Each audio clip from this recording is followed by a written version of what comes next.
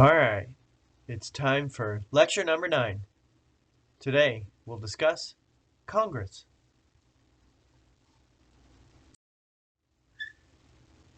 There are a few things that you should be able to do at the end of this presentation. You should be able to compare and contrast the House and Senate in terms of the qualifications for serving in each of those chambers, their constitutional powers, the leadership in each of those, how they're organized. And then you want to be able to evaluate, of these two, which do you believe to be the most powerful?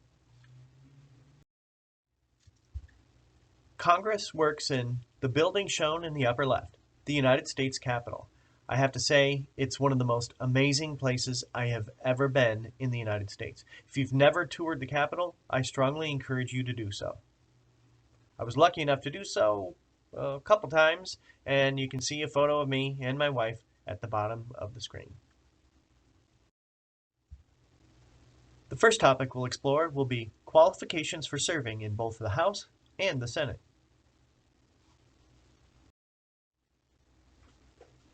The Constitution identifies several qualifications, and what we'll do is we'll fill in this chart as we go along. The Constitution identifies a minimum age for serving in both chambers. It's 25 years old for the House and 30 for the Senate. One must also be a citizen to be a member of the House or the Senate. For the House, it's at least 7 years, and for the Senate, it's at least 9 years. Now, I'd like to point something out. You don't have to be a citizen from birth in order to serve in the House or the Senate. In the upper left-hand corner here, you see a photo of Pete Hoekstra. He was the congressman from West Michigan. He was my congressman for many years. He was actually born in the Netherlands, and he became an American citizen over the years, and he eventually served for 18 years in the House of Representatives. In the upper right, you see Jennifer Granholm. Now, she was the governor of Michigan, but she was born in Vancouver, BC, in Canada. And then, of course, the bottom right, we see the governor, Arnold Schwarzenegger, who was born in Austria, but he became an American citizen, and he served as governor of California. There's also a residency requirement outlined by the Constitution. It's actually the same for the House and the Senate. However, based upon tradition in the House of Representatives, those reps generally live in the district that they are representing, but it's not required by the Constitution. I've shown this map a couple of times. West Shore Community College is located in Michigan's 2nd congressional district. Okay? It's not required that a representative live in his or her district, but usually they know the strengths, the weaknesses, they know the people there, and so based upon tradition, usually people live in those districts that they're representing.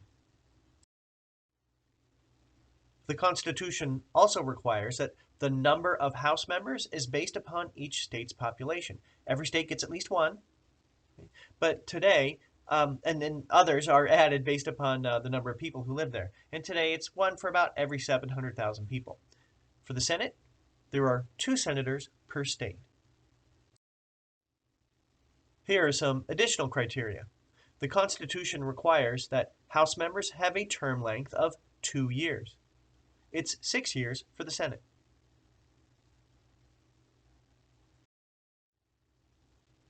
While the total number of House members is not set by the Constitution, for the last 100 years or so, the total number of members of the House of Representatives has been 435. And with 2 senators from every state, and with 50 states, today we have 100 senators. Next, I'd like to explore the constitutional powers of the House and the Senate.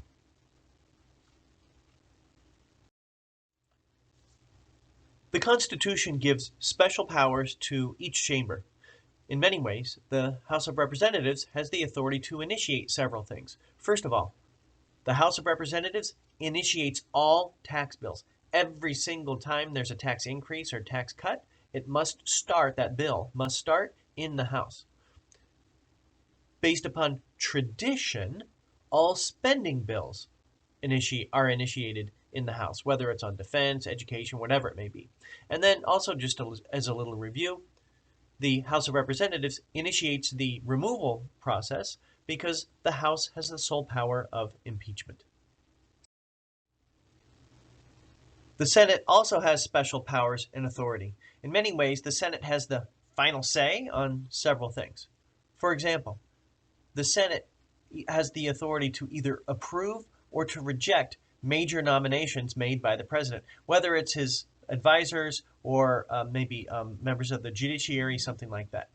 The Senate also has the authority to either ratify or to reject a treaty, and treaties are negotiated by the president.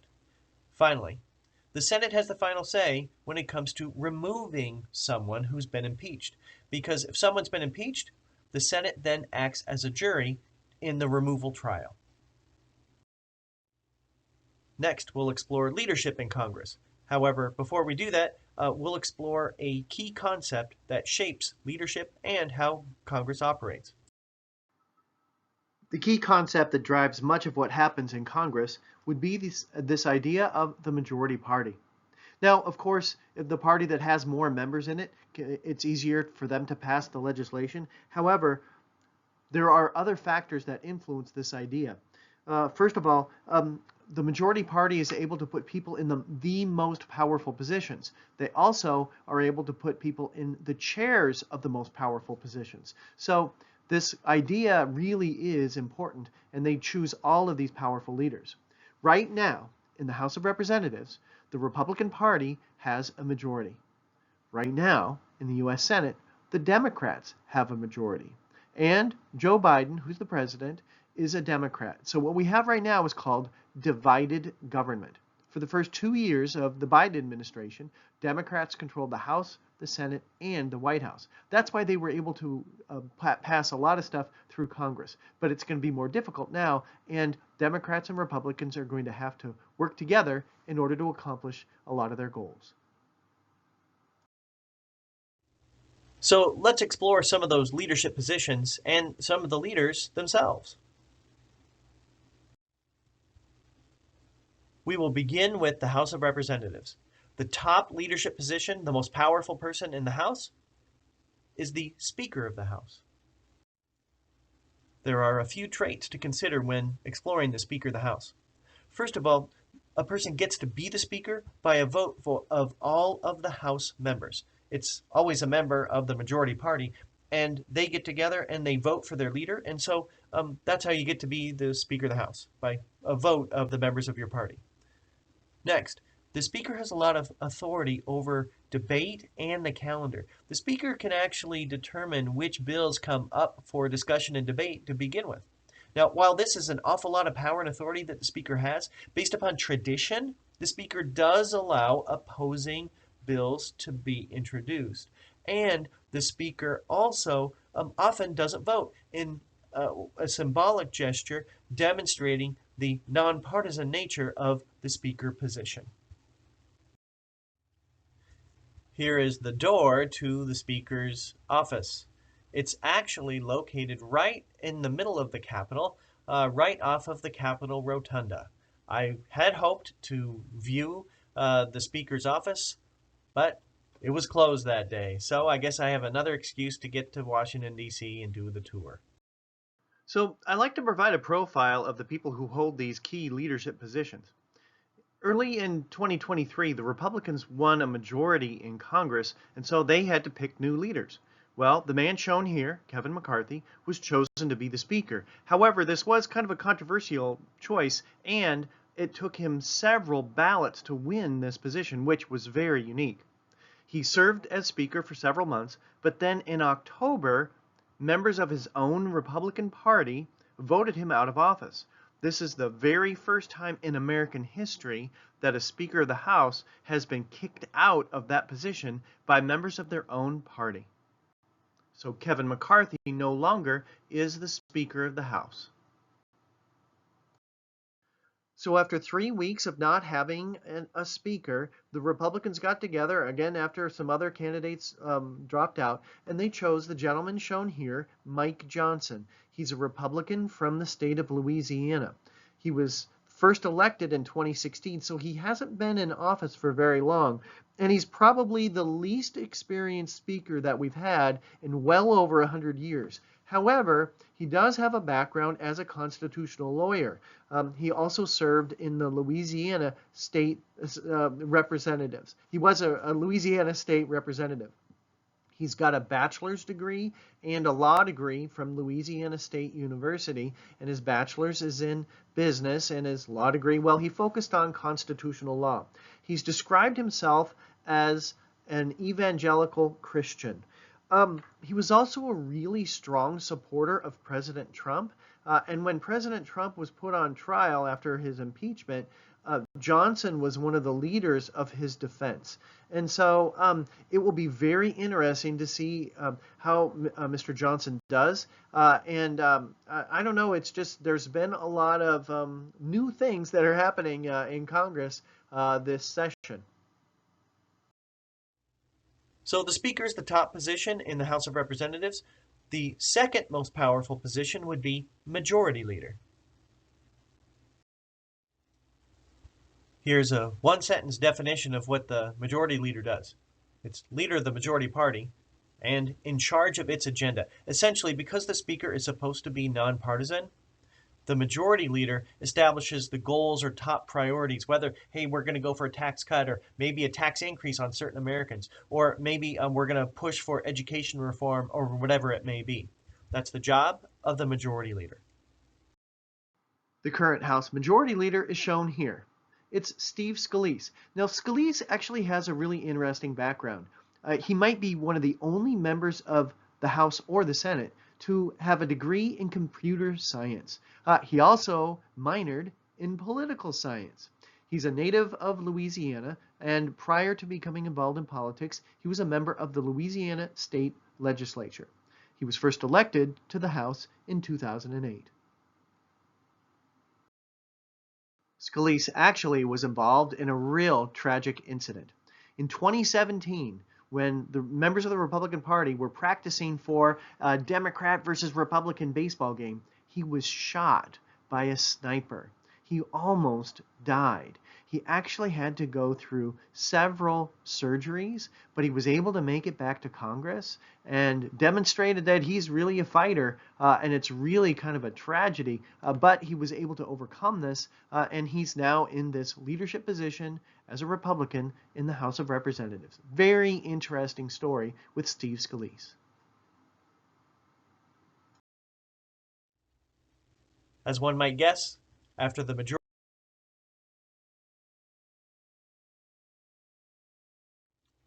Well, the Minority Leader does the same thing as the Majority Leader, just for the other party. So, leader of the minority party and in charge of its agenda. The Minority Leader tries to establish top priorities. So, if the Democrats are going to try to push for a tax increase on the wealthiest Americans or something along those lines, well, the Minority Leader would try to say, okay, these are the arguments against that, or whatever the party proposes as its top goals. The current House Minority Leader is shown here. His name is Hakeem Jeffries. He was first elected to the House in 2012. Now, interestingly enough, he's one of these other politicians who has a bachelor's degree in political science. So yes, there's something that you can do with one of these degrees. He also has a master's degree in public policy, and he has a JD, or a Juris Doctorate, or a law degree. Prior to becoming involved in politics, he worked as an attorney in private practice, and he served in the New York State Legislature.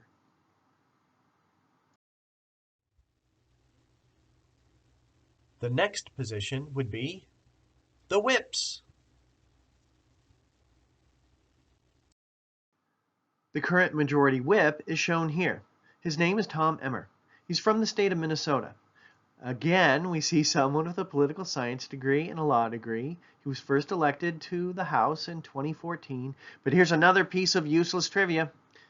When he was in college, he was a great hockey player. So he attended both the Boston College and the University of Alaska Fairbanks. And he played hockey at both schools. There are two primary things that whips do. First of all, they count votes. They try to determine if a proposal will pass or not, if it will have enough votes. Secondly, if it's on the edge, they try to build support and groups of support for bills in order to try to get them passed. Essentially, they try to get members of their party to vote in favor of legislation that leadership supports. And so often it's their job to say, okay, if you're on the fence on this topic, if you're not sure if you're going to vote for it, what will it take to get your vote? Maybe a proposal needs to be modified a little bit. And it's the job of the whip to try to get those people on the fence to vote in favor of a particular proposal. Well, here's that map again of the congressional districts in the state of Michigan. I'd like to talk about our representative next. And I think just about everybody who's taking this class would have this person as their representative. Our current United States representative is shown here. His name is John Molinar. He's got an interesting background. He actually has a bachelor's degree in chemistry from Hope.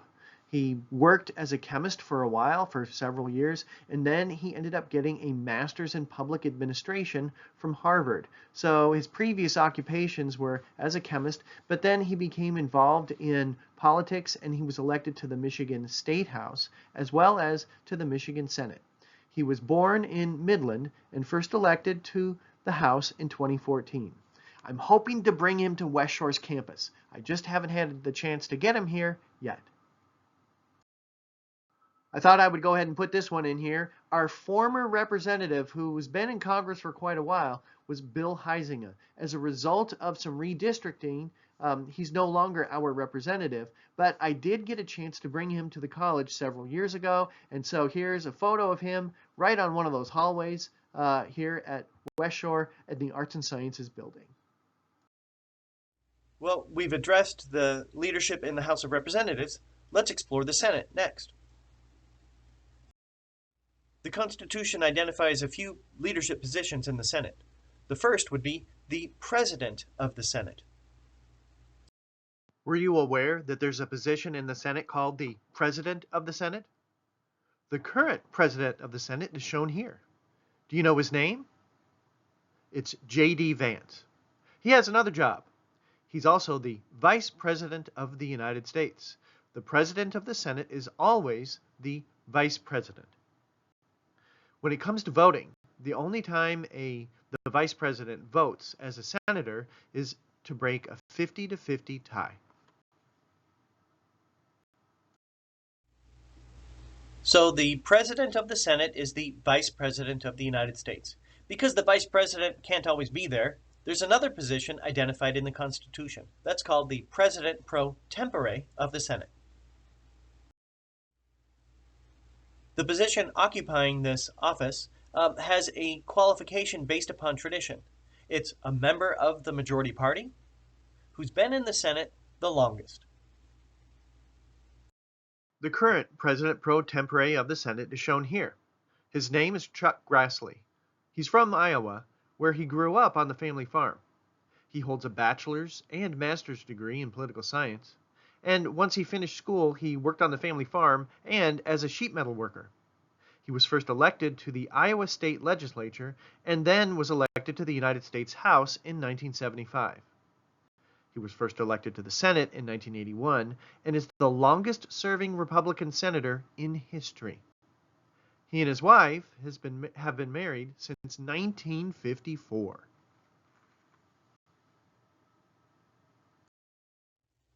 The Constitution identifies those positions of President of the Senate and President pro tempore. Well, the way things have actually evolved is that those positions are largely symbolic. There's not a whole lot of power that comes with it. The most powerful position in the U.S. Senate is the office of Majority Leader. Now, I talked about the majority and minority leader in the House. In the Senate, they do the same thing. Essentially, the majority leader and minority leader are the leader of their party in that chamber and in charge of their party's agenda, their goals, the types of legislation that they want to support. John Thune is shown here. He's the current Senate Majority Leader. He's a senator from South Dakota, and he holds a bachelor's degree in business and an MBA. He became interested in politics at an early age and served as a legislative aide to one of South Dakota's U.S. senators after the two had developed a friendship. He served in the U.S. House of Representatives for 6 years and was first elected to the Senate in 2004. As a senator, he's been a consistent supporter of aid to farmers. In the useless trivia department, he's also an avid runner and was once described as the fastest man in Congress. After the majority leader comes the minority leader. The current Senate minority leader is shown here. His name is Chuck Schumer. He has an interesting background. His dad was an exterminator, and his mom was a homemaker. Everybody has to take the SAT, right? Well, he scored a perfect score of 1,600 on the SAT, which allowed him to earn some scholarships and go to college. He was the high school valedictorian of his graduating class. He eventually ended up getting a law degree, and he served in the New York State Assembly and in the U.S. House and was first elected to the U.S. Senate in 1998. In the useless information department, his second cousin is Amy Schumer, the actress and comedian. After the minority leader would come the whips, but there aren't any crucial whips in the Senate, so I'm not going to identify anyone there. But I did want to identify the unique role of rookie senators. Rookie senators play a unique role in the United States Senate. Often they serve as chair for debate. See, debate can go on and on and on in the United States Senate. So they get the job that nobody else wants. They serve as chair. They have to be there. It also leads to one of the unique events in American history. In 1963, the rookie senator from Massachusetts was chairing debate. And then he received a note, and he called debate to a halt. And he said, "The president's just been shot. We need to adjourn." Well, this was November of 1963. The president who had just been shot was John Kennedy. That rookie senator from Massachusetts? Well, it was Ted Kennedy. So it's one of the ironies of American history and tradition that Ted Kennedy actually had to announce on the floor of the U.S. Senate that his own brother, the president, had been shot. I'd like to provide a brief profile of our U.S. senators. One is shown here. Her name is Alyssa Slotkin. She grew up on a family farm in Holly, Michigan, and holds a bachelor's degree in sociology and a master's degree in international affairs. After she was done with school, she was recruited to work at the CIA and served 3 tours in Iraq as a CIA analyst during the Bush administration. She also worked at the Department of Defense as the Assistant Secretary of Defense for International Security Affairs. She was elected to the House of Representatives and served 6 years there, and was first elected to the U.S. Senate in 2024. Again, with the useless trivia, she grew up on a family farm, and they provided the hot dogs at Tiger Stadium. Eventually, the company that her family was associated with became Ballpark Franks. Slotkin made a visit to Ludington a while back, and so here's a photo of me and my wife with our senator. Michigan's other senator is Gary Peters. He's got several degrees, one from Alma, another from Wayne State, and one from Michigan State University in philosophy. He was in the Naval Reserve for several years and first elected in 2014. Senator Peters came to Ludington a few years back as well. Well, we're just about done, but I'd like to review some of the main ideas from today's presentation. This lecture focused on a comparison and contrast between the House and the Senate in terms of qualifications for serving, constitutional powers, leadership position and how they're organized. What you want to be able to do is you want to be able to evaluate which of these chambers you believe to be the most powerful and most important. Well, that's all for today. Have a great day, and we'll talk to you soon online.